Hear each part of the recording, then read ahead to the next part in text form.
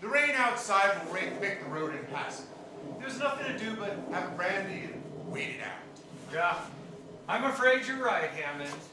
But it's not my habit to imbibe on a weeknight. But for this cognac, I think you'll reconsider. It's a genuine, cru Napoleon. Napoleon? Yes. The grapes are from 1811, the year of the comet. After the wine was distilled, the brandy sat for 50 years in old oak casks. It's the rarest cognac in the world. Oh my, that is exquisite. Must have cost you a fortune. Oh, never mind that. That's between me and my spirit merchant. Oh, Hammond, you certainly have prospered in the years since we were struggling medical students together. For me, the struggle proved too much, as I did not finish. Well, perhaps finance rather than medicine was your path. Perhaps, but I don't know that I'm much for finance either.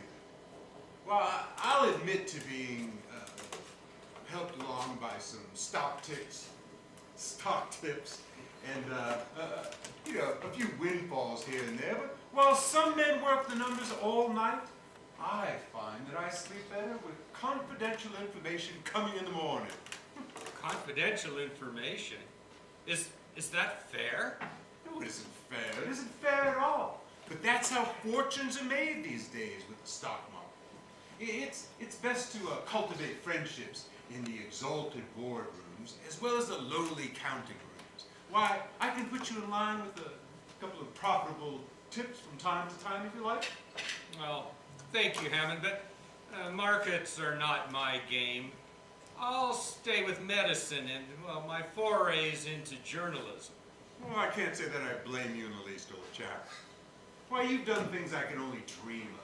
Saved lives, traveled the globe, investigated crimes, and served the crown in exotic lands.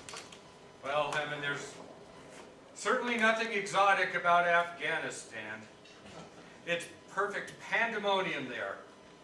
Oh, endless warring factions and alliances that don't last a fortnight. I'd say you were fortunate to have missed it. Oh, I'm sorry. I must sound like a fool. I know you suffered terribly, and your pension today is well earned.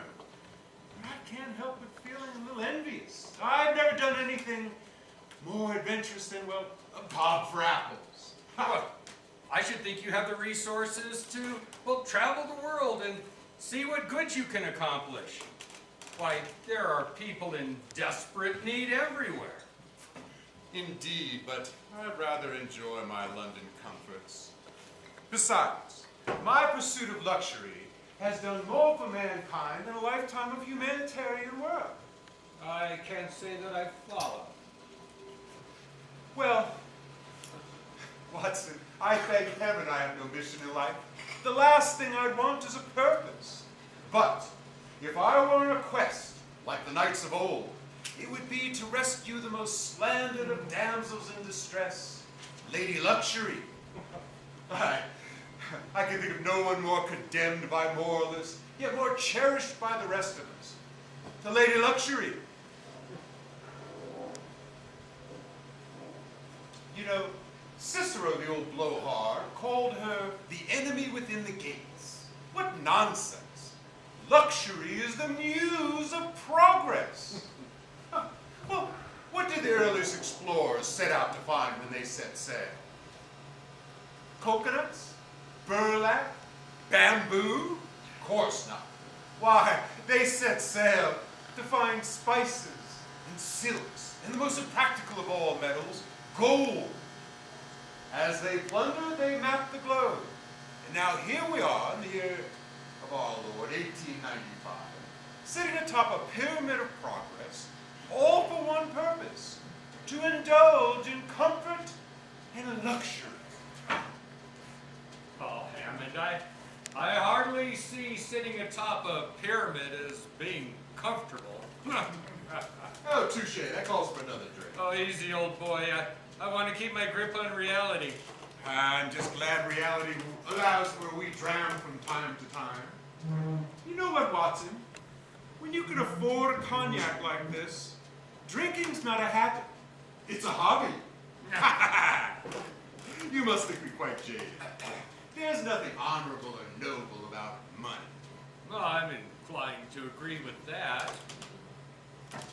From your writing, your friend Sherlock Holmes is not much impressed by money either. No, he's not. I've known Sherlock Holmes to pass on a monarch's gold in order to help a street vendor. And not because it was out of charity either, just because, well, the street vendor's case was the more intriguing. What's he working on now? Oh.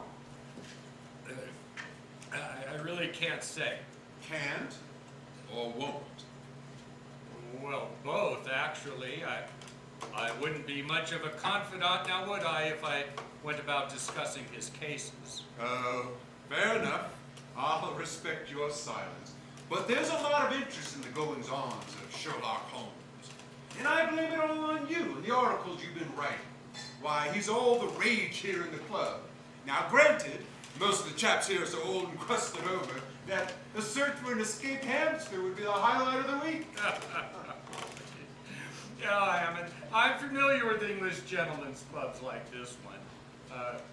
Frankly, I tend to avoid them like the cuisine of Finland. But when it comes to betting, they're a game lot. I can often make small wagers on the adventures of Sherlock Holmes. Wagers on Holmes? Well, yes. Take, for example, the murder in the Times today. Ship's captain run through with a harpoon. Surely you've seen it. Yes, but that's not yet one of his cases. Oh, it isn't, is it? I think you just won me 10 quid. I'm sorry, that was a slip, Hammond. I was joking. No one would bet on that, old boy. But the harpoon, now that's another story. What do you mean? Well, I know an old chap who's willing to put down 20 guineas that the harpoon belonged to the deceased, while I believe the murderer brought the harpoon himself. Oh, I see. So the question is whether it was a premeditated assassination or just a spontaneous crime with whatever weapon was at hand. Exactly. Now, if you happen to get some information on that and pass it along right away, 10 of those guineas are yours. Well, I'll let you know. But, you know, Hammond, I don't think your theory will hold up. Why is that? Oh, Well, perhaps the murderer was at the hut earlier and, well, he might have seen the harpoon there. No need to be so conspicuous or alarm his victim with carrying such a large weapon through the door. You know, old boy, I think you just talked me out of taking that wager. Serves me right for fancying myself a detective. You must think me quite the simpleton. Oh, not at all, Hammond.